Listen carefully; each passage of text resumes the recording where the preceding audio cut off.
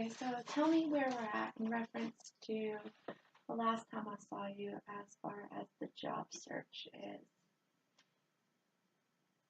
Well, I got a job interview Saturday back in Okay. Michigan. Yeah, they want to hire me. Wow, that's great. So after 2 years of not finding a job, they finally got a call back, and I don't know if it's going to work out though. But it felt good to actually find somebody that wants me. Well, I'm sure. But it doesn't pay that well, and I don't know if it's worth moving the family back that far for what they're wanting to pay. But it's something I'd like to do. Maybe if I can find it local. Okay, so this is something that you've thought about doing in the past? Yeah, actually, I'm certified motorcycle mechanic, so it's right up my alley. It's a small engine, working on snowmobiles and jet skis type stuff. Well, that's great. And you've talked to your wife about this? Yeah, we both wanted to move back there anyway, and well, with her daughter and her ex-husband, I don't know if it's going to be feasible for a little while. So I think I'm going to have to turn them down and hopefully keep the door open anyway. And if we get up there, maybe maybe I'll get to work with them anyway. Well, that's fantastic, and that did change how you felt about. We talked about how you kind of felt like you weren't maybe valuable. Yeah, well, like I said, 2 years of not finding anything that I just started feeling like 21 years in the army was just that. It was 21 years in the army, and it wasn't going to lead anywhere.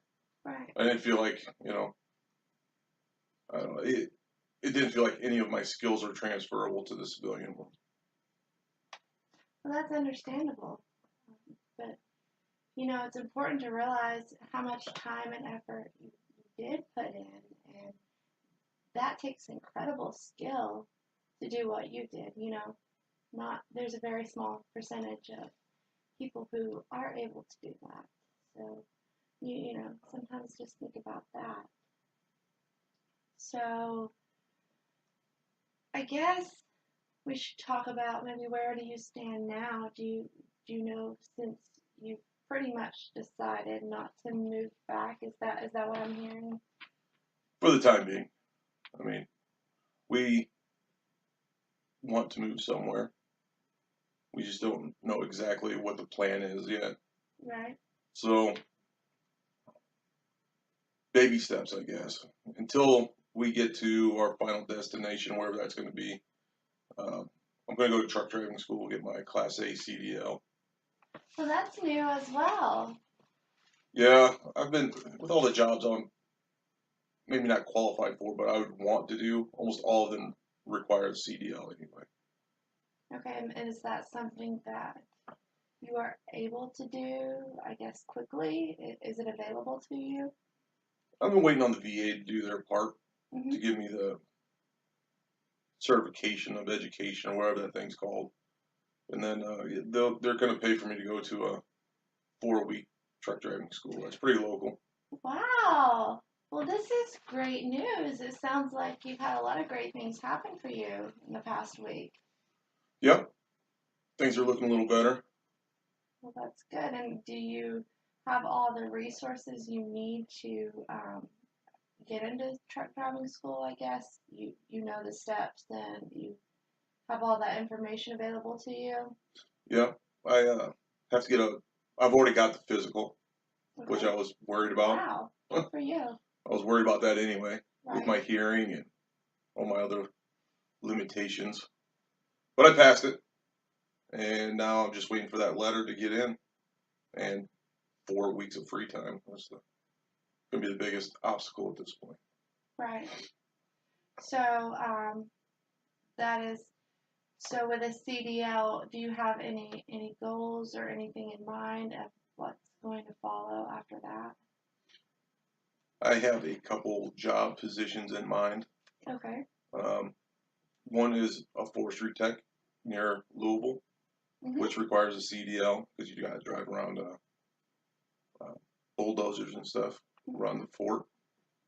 And also working at if we go back to Michigan, it also will help with working for the county or state road commission. Okay. Well, it sounds like you have made a lot of progress in reference to kind of where we were a few weeks ago, and I imagine you feel really good about that. I do. I feel better,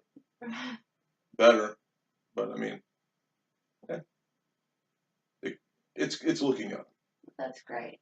And I guess once you get in truck driving school, then you will that'll be something to kind of occupy your time because I know we've discussed how you feel bored often, and I imagine that that's something that requires quite a bit of your time.